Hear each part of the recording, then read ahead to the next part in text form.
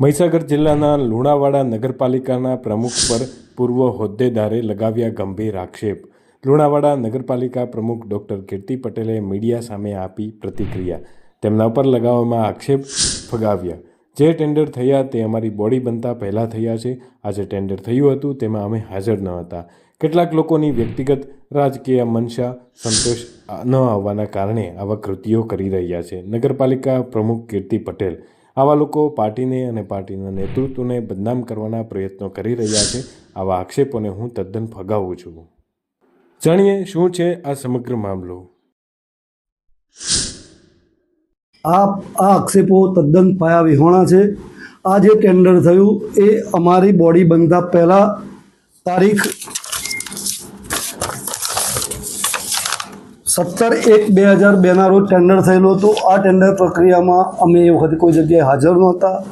કેટલાક લોકોની પોતાની વ્યક્તિગત મનસા ન સંતોષવાથી અથવા તો રાજકીય મનસા ન સંતોષવાથી આવા કૃત્ય કરી રહ્યા છે અને તે પાર્ટીને અને પાર્ટીના શીર્ષક નેતૃત્વને બદનામ કરવાના પ્રયત્નો કરી રહ્યા છે. આ આક્ષેપોને હું તદ્દન ફગાવું છું. તેમનું કહેવું છે કે તેમના મદદથી આવો અને આ ટેન્ડર ક્યારે ખોલવામાં ક્યારે આવ્યા હતા? આ ટેન્ડર આ બીજા પ્રયત્નમાં છે. પહેલો પ્રયત્ન જે તે વખતે 17/1 થયેલો હતો. એ વખતે ટેકનિકલ કારણોસર અમુક એ હોવાથી લોકોએ ભર્યા એ રિજેક્ટ થયા હતા.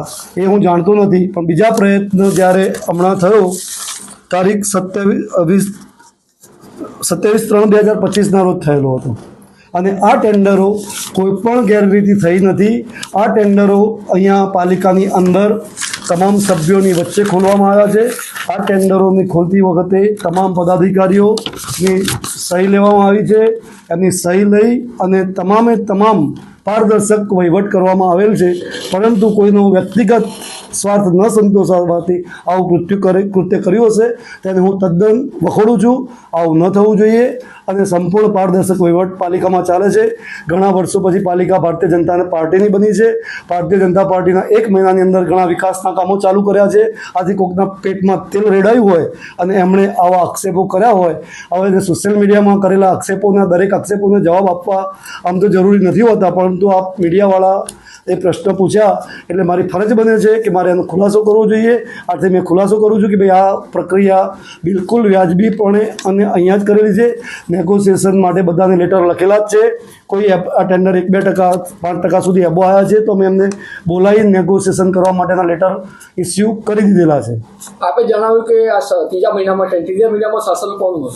આ જે રીટેન્ડર થયું એ વખતે ભારતીય જનતા પાર્ટીનું શાસન બન્યું હતું, પરંતુ પ્રોસેસ બધી જ આગળથી થયેલી હતી. ફક્ત બીજો પ્રયત્ન હતો. બીજો પ્રયત્નમાં કેટલીક ટેકનિકલ કારણોસર ખોલવા પડે છે, કારણ કે વિકાસના કામો ઘણા લાંબા સમયથી 2.5 વર્ષથી અટવાયેલા હતા. એટલે વિકાસના કાર્યો ઝડપી થાય, ગામના અને પ્રજાના સુખકારી કામો થાય, એના માટે અમે આ સંપૂર્ણ પારદર્શક રીતે ટેન્ડર ખોલવામાં આવેલ છે.